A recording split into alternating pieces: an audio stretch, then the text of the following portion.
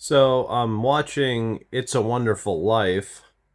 Uh, you know, all of these years, I've heard about this movie. Supposed to be like a holiday classic, and for some reason, I never got around to watching it.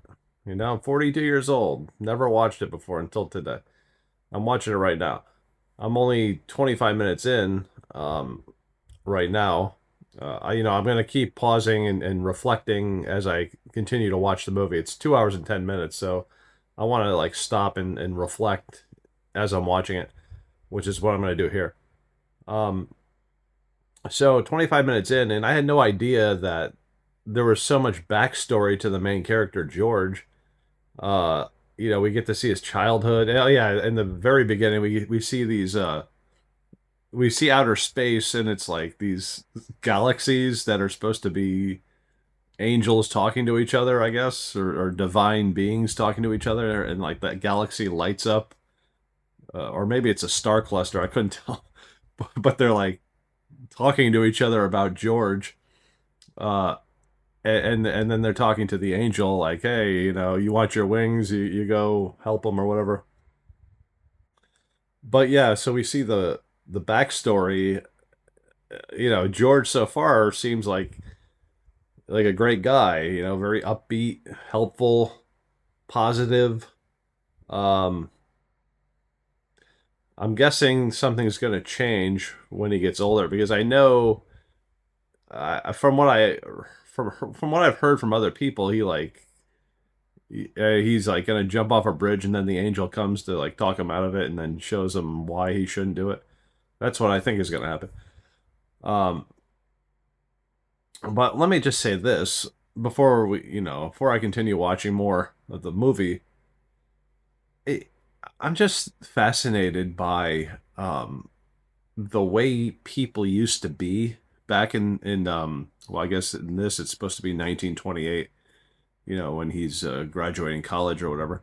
Yeah, I'm at the part like right after he's like he's 12 years old. There's that part, and then there's 8 years later when he's supposed to be 21. So yeah, it's like 1928 or something. And I just saw the scene where he and his girl are dancing, and then like the floor opens up and they fall into the pool. Yeah, I'm at that part.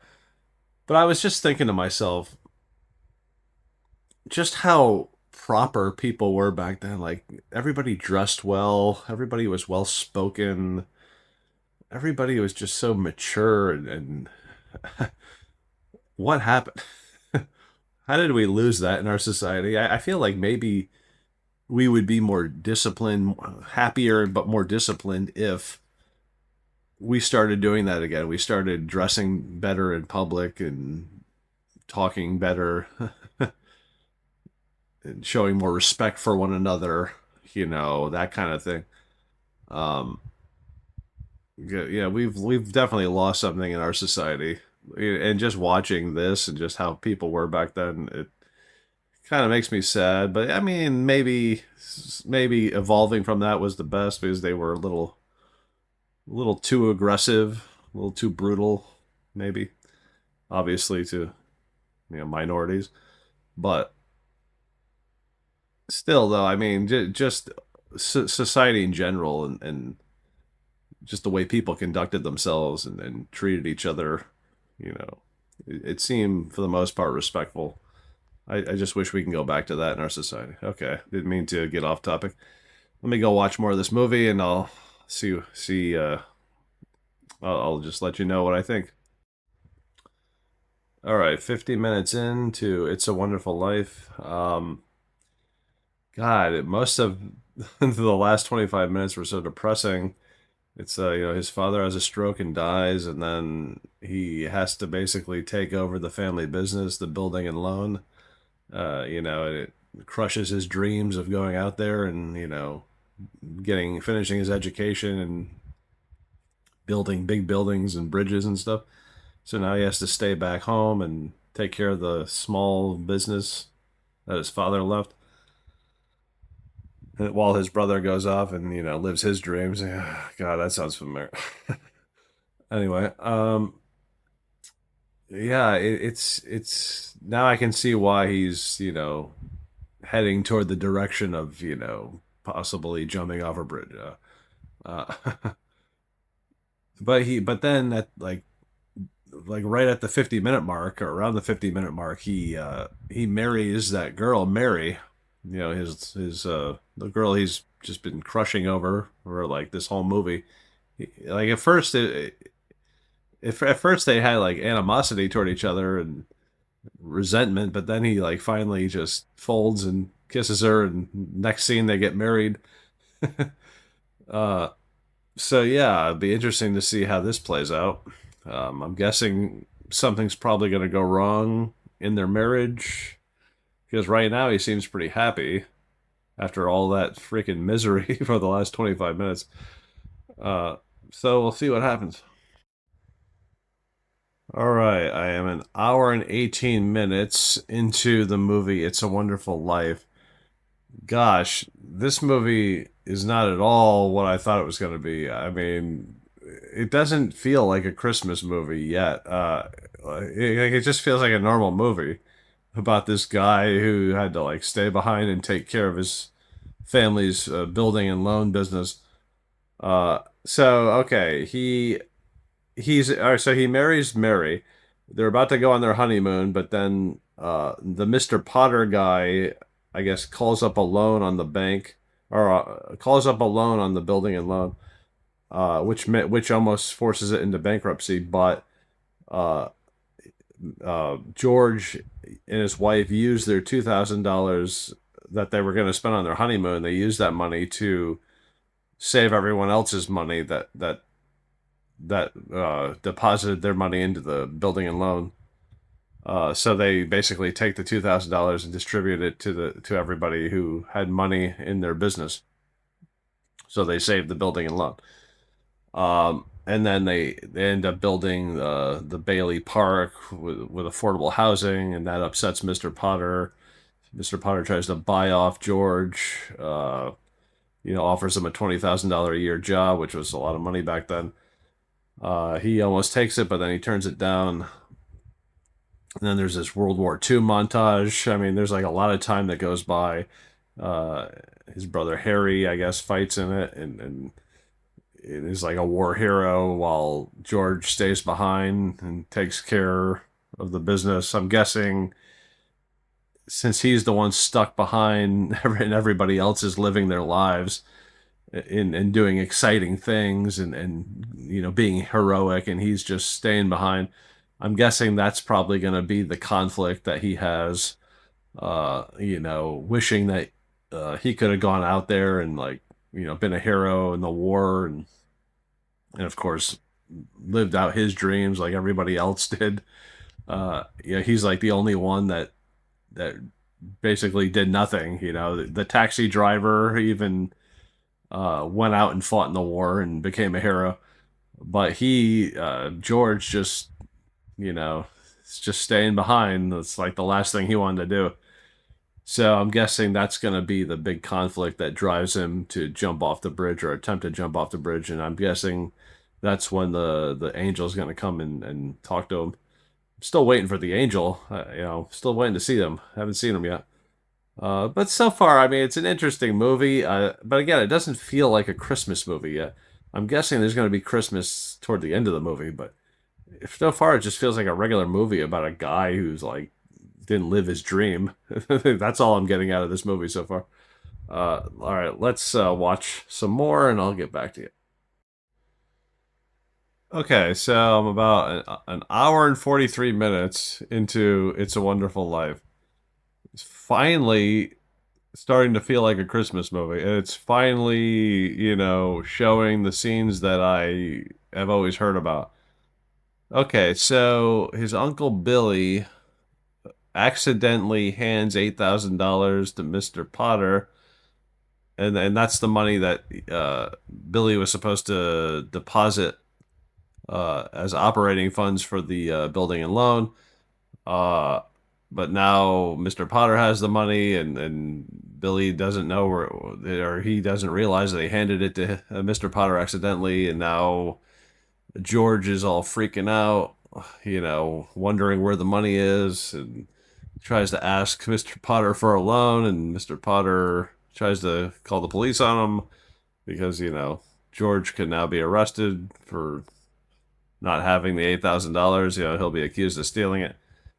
So now, yeah, now George is, starting to be really angry and depressed and on the verge of suicide. He goes to the bridge. He was gonna jump off, but then the angel jumps in, and then George saves him. Uh, and then the angel, tells George who he is. That he's a guardian angel, and all of that. Yeah, so it's starting to feel like the movie I was expecting it to be. It took long enough. Like I think it was like an hour and 20 minutes into this before we finally see a freaking Christmas tree. Uh, I think the movie is unnecessarily too long. But movies back then they like to stretch out the stories and like tell you the background and just tell you a lot of like introduce you a lot to the characters and let you like get to know the characters. I feel like that was more of a thing back then in the 30s and 40s.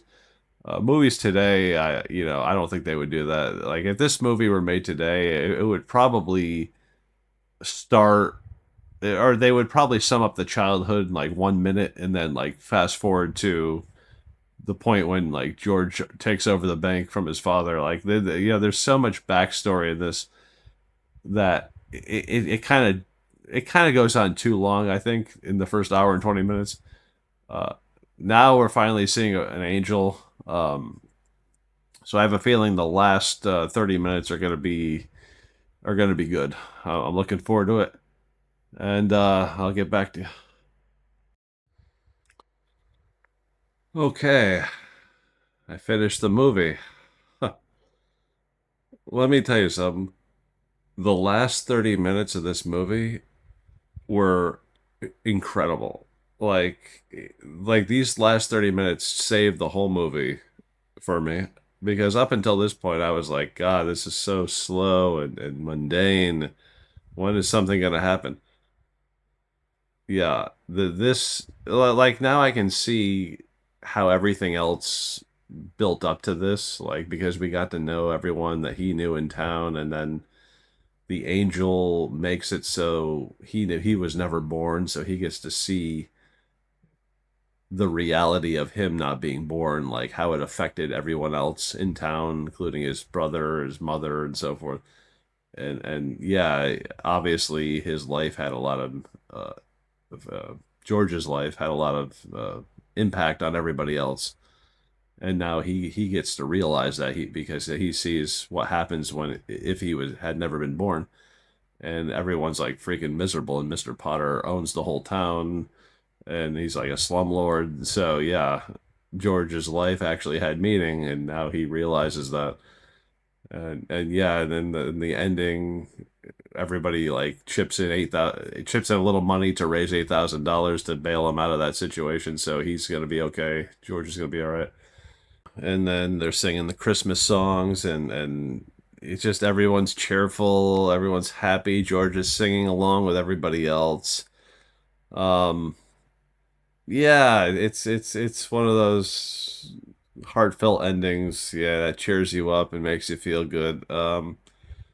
So yeah, okay. I can see why this is a Christmas classic now. I know I was skeptical, but God, I had a good reason to be skeptical. The frickin' first hour, I'm gonna say it again, the first hour and 20 minutes, it just did not feel like a Christmas movie. And then all of a sudden, like we see it's snowing, and it's at Christmas time, and George is flipping out over the $8,000.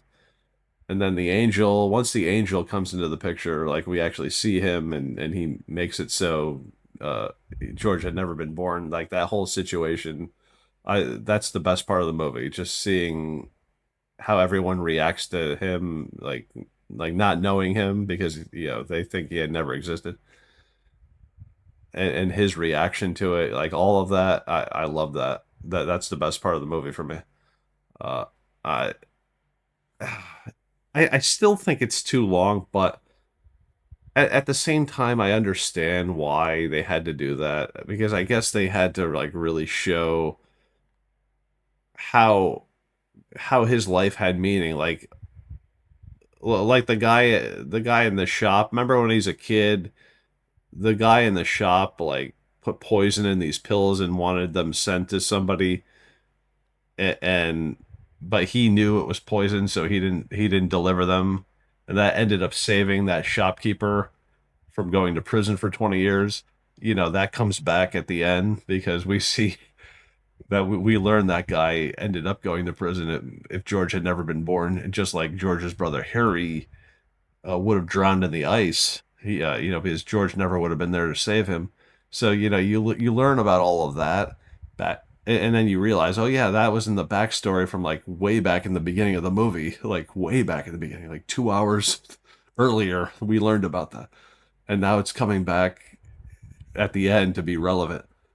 You know, because we learn like he wouldn't have been there to do all of those things to save all of those people. Uh, so God, yeah, it really just comes around at the end. Like it really comes around at the end. Very powerful. How much it comes around at the end. Like all of the stuff from earlier in the movie just becomes relevant again. It's incredible. So yeah. Okay. I'll say It's a Wonderful Life is a good movie. It's a good movie. You know, a little long, but it all wrapped up nicely at the end. Like they really did a good job of wrapping it up at the end. I was impressed how they did that. And I love the angel stuff, you know, the supernatural stuff. I'm always a big fan of that. Uh, so yeah, It's a Wonderful Life. I would recommend like every Christmas people just watch the last 30 or 40 minutes because they're the best part of the movie, the last 30 or 40 minutes. Like if you've already seen the first hour and a half, you don't really need to see that again. Just rewatch the last 40 minutes every Christmas and you'll get the holiday feeling. What the heck? Okay. Anyway, I better wrap this up.